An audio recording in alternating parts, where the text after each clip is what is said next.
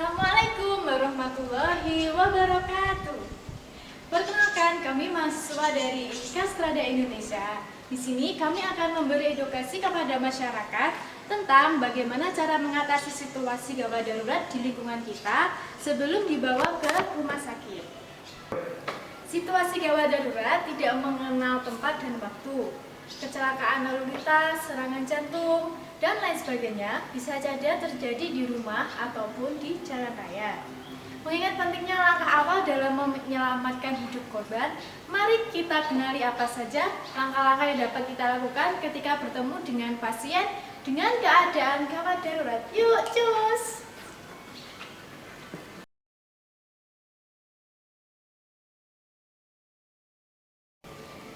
Cara menangani pasien dengan penurunan kesadaran atau pingsan yaitu langkah awal yang harus kita lakukan yaitu memastikan bahwa pasien berada pada lingkungan yang aman.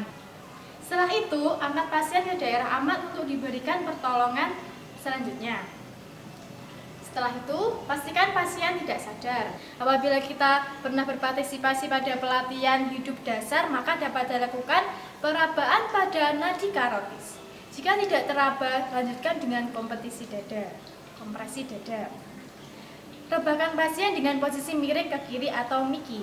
Beri pasien dengan aroma minyak angin atau fresh care supaya cepat sadar. Kalau tetap tidak sadar, maka segera bawa pasien ke rumah sakit untuk mendapatkan pertolongan yang lebih lanjut.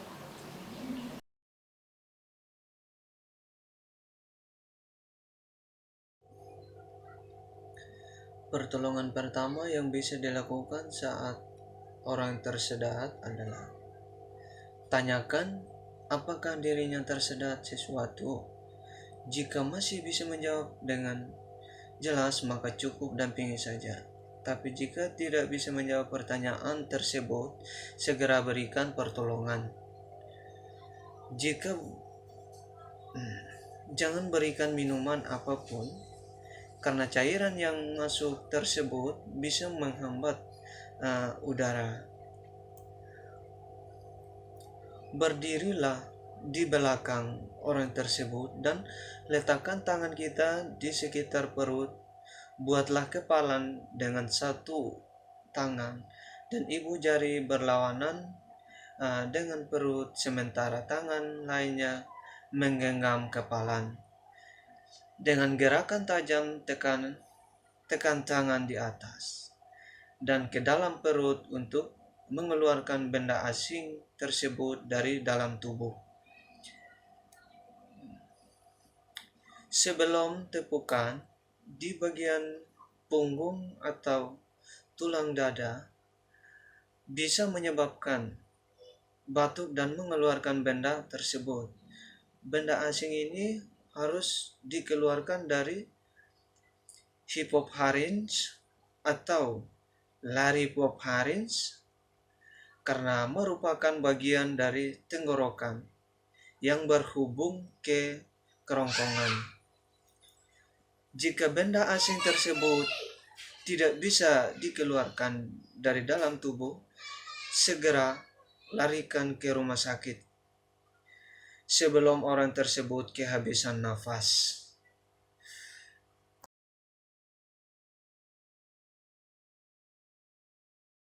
Saya atas nama Hirana Anggita Dewi. Di sini saya akan menjelaskan pertolongan pada pasien yang patah tulang. Yang pertama, jangan mencoba menggerakkan pasien kecuali ada tim medis yang berpengalaman. Kemudian, apabila menggerakkan pasien tanpa kita mengetahui posisi yang benar, itu dapat memperburuk keadaan pasien. Jika memindahkan pasien dengan alasan keamanan pasien, maka pastikan jangan ada pergerakan di bagian yang terluka. Dan apabila ada patah tulang, jangan mencoba menggeser atau menyambung kembali tulang yang patah tersebut. Setelah itu, jangan melakukan pembersihan ataupun pembasuhan luka dengan apapun. Cukup ditutup dengan kain yang bersih saja. Kemudian, apabila terjadi perdarahan yang banyak dan aktif, cukup lakukan penekanan di atas luka. Setelah itu, lakukan dilakukan pemanggilan medis untuk perawatan lanjutan.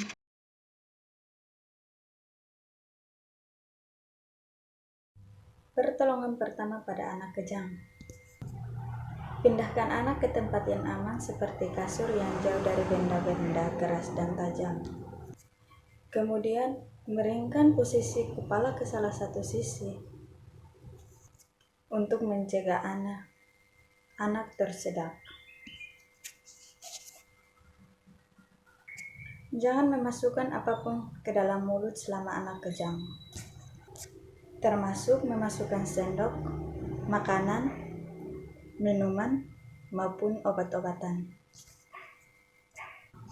Untuk pemeriksaan lebih lengkap, secepatnya bawa ke rumah sakit terdekat. Terima kasih.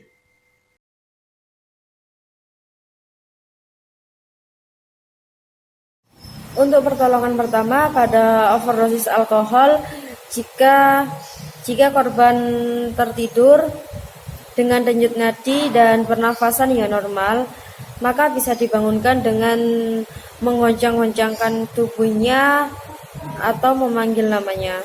Untuk kasus seperti ini, korban tidak membutuhkan penanganan yang darurat.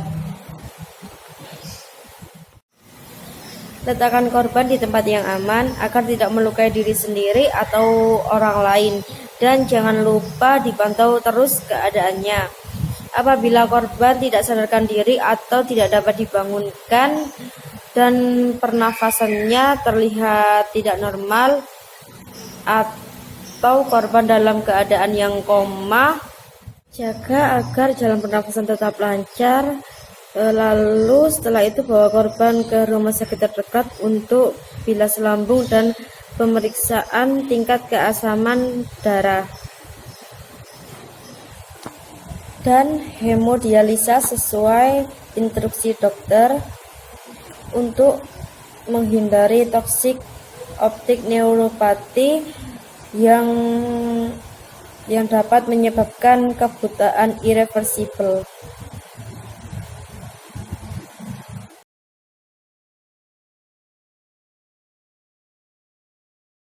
Baik, di sini saya akan menjelaskan beberapa poin penting mengenai pertolongan pertama pada korban gigitan ular. Yang pertama, jangan panik. Kenapa? Karena tidak semua gigitan ular itu mengandung bisa yang berbahaya. Lalu kurangi gerak, lalu usahakan untuk tetap diam, lalu jika ada cuci tangan menggunakan sabun, karena di sabun itu mengandung saponifikasi yang menetralisir beberapa bisa ular. Lalu cuci mata jika kena semburan bisa, karena beberapa spesies ular kobra yang hidup di Asia dan Afrika mampu menyemburkan bisa mematikan tanpa harus menggigit korban secara langsung. Jika semburan ini mengenai mata atau lapisan mukosa tipis lainnya, segera cuci dengan air bersih dan sabun. Lalu bawa ke dokter secepat mungkin. Serum anti bisa ular bisa didapatkan di puskesmas atau tempat praktik dokter. Jika dalam perjalanan korban muntah-muntah, tempatkan dalam posisi duduk atau berbaring. Lalu jangan suntik anti racun sendiri. Injeksi anti racun memang dibutuhkan dengan segera, namun sebaiknya tetap dilakukan oleh dokter atau ahli lainnya. Terima kasih, itu adalah beberapa poin yang dapat saya jelaskan tentang korban gigitan ular. Mudah-mudahan bermanfaat bagi kita. Terima kasih.